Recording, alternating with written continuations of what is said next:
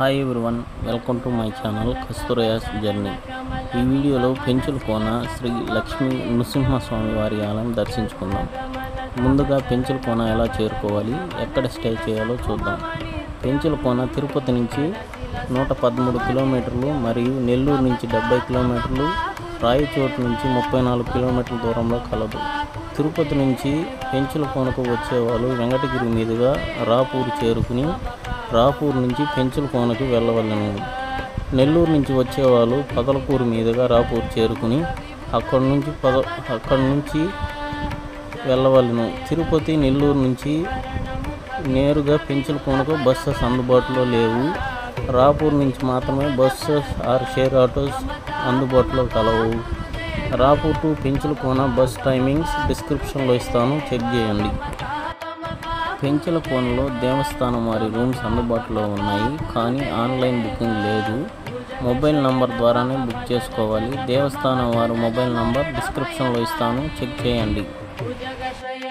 చుట్టూ జలపాతాలు, దట్టమైన అడవి ప్రకృతి దృశ్యాలతో ఎత్తైన కొండ కోణల్లో ప్రశాంత వాతావరణంలో కొలువైన క్షేత్రం పెంచులకోన.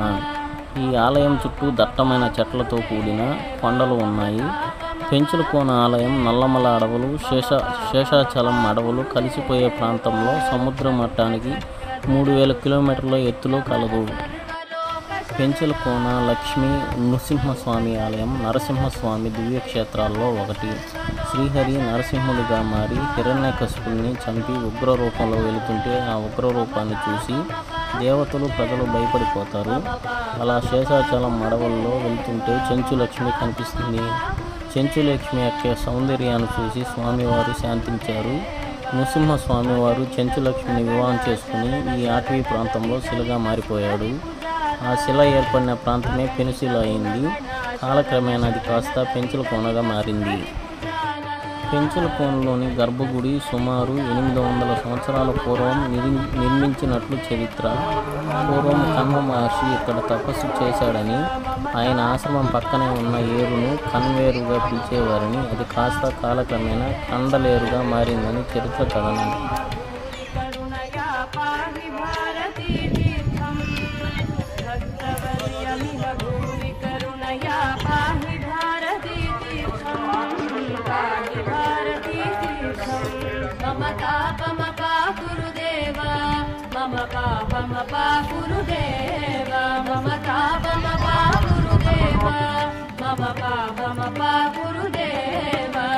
గరుడగమన తవ చరణ కమలమిహ మనసి లసతు మమ నిత్యం.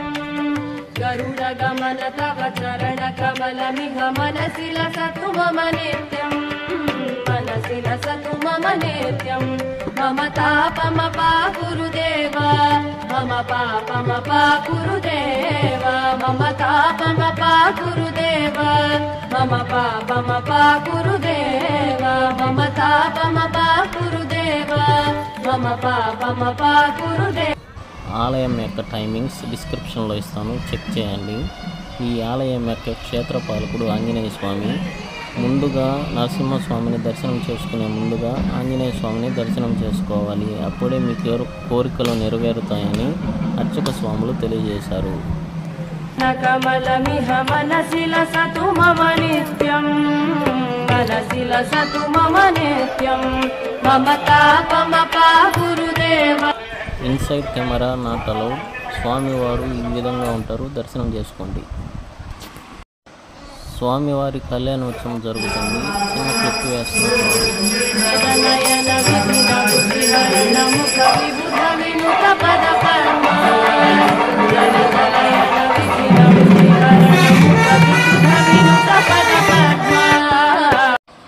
ఆదిలక్ష్మి అమ్మవారి ఆలయాన్ని దర్శించుకుందాం పదండి.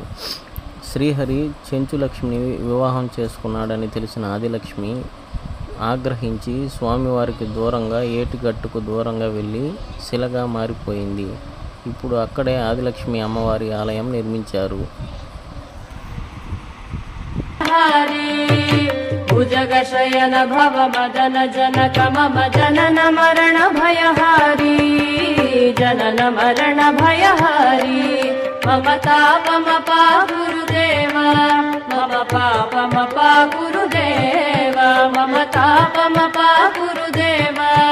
मम पापमपा गुरुदेव शङ्खचक्रधर दुष्टदैत्यहर सर्वलोकशरणा शङ्खचक्रधर दुष्टदैत्यहर सर्वलोकशरणा सर्वलोकशरणा मम तापमपा गुरुदेव मम पाप నౌ స్వామివారి పుష్కరిణి అండ్ కళ్యాణ కట్టను చూద్దాం రండి. गुरुदेव अगणित गुणगण शरण शरणद विदलित सुररिपुजाल अगणित गुणगण शरण शरणद विदलित सुररिपुजाल. కళ్యాణ కట్ట స్వామివారి పుష్కరిణికి పక్కనే ఉంటుంది, చెక్ చేయండి.